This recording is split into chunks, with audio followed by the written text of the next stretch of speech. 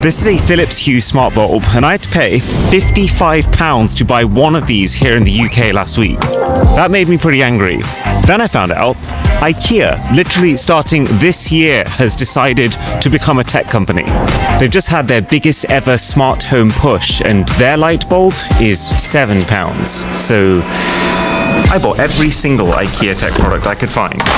No, literally. I bought their new giraffe lamp. I found smart tea lights. I even discovered a cabinet that secretly opens up into an entire gaming station. Where are you? So, carrying no fewer than 47 IKEA products, I scurried back home, desperate to find out how this stuff can actually be as good value as it seems to be. It was not much of a scurry by the end. So I've only just started setting up these products, obviously prioritizing my new home, the gaming closet. But right now at least, this feels a little bit too good to be true. Like, these mad lads made a MagSafe charger for £9. Yes, it's very light and it can wobble, but if you just stick it down, that's insane value. And the lighting. I thought this £7 smart bulb would have some very obvious caveat when I plugged it in, but there's an app. You turn it on and off from your phone, there's a brightness slider to the side, and you can choose any color on the spectrum. I have found that Philips does also sell an affordable bulb, but even their absolute cheapest is 3 times the price of IKEA's. It's the same brightness as IKEA's. Oh yeah, and it scores an F in energy efficiency compared to a D. And the thing with all this IKEA stuff is it's still based on Matter, which is the latest standard in smart homes designed to be kind of like a shared language that lets all types of devices from all different companies play nice with each other. It means that I could say to this Alexa hub, Alexa, lights blue.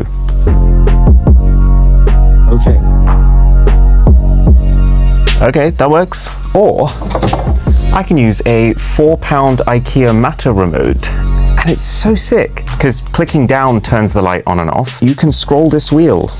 7 out of 10 satisfying. But then also press down at the bottom of the remote to switch which group of Matter devices that I want to be controlling. The idea being that those devices could be almost anything, even one of these.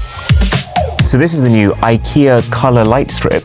£13 by the way, compared to the minimum that I can find Philips for, which is 50. But I guess what they've cut to get there is this doesn't directly connect to anything. It's not Matter. The only way you typically control it is this button to turn it on and off, and this one to change color. But yeah, so what you can do then is connect it up to one of these Matter smart plugs, which will then let my Matter smart remote talk to it. And it has memory. When I turn it on, it's remembering what color it was set to before I turned it off. Am I nerding out over furniture store LEDs?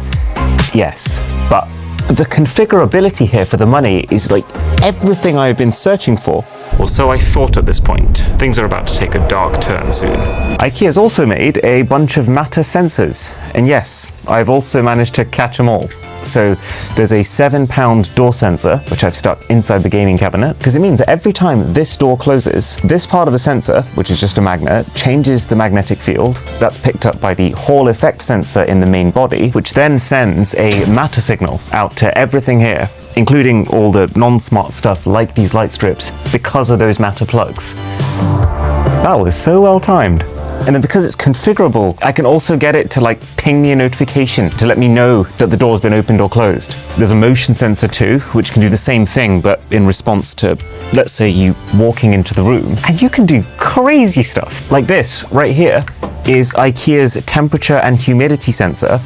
£5 by the way, and you could set this so that the moment it picks up that the lights are making this cabinet hot beyond a certain point, they just get switched off. And by the way, this isn't just running Matter, the universal language. It's Matter, but based on a layer of technology called Thread, which should be better than the more traditional Wi-Fi smart home tech of Pure.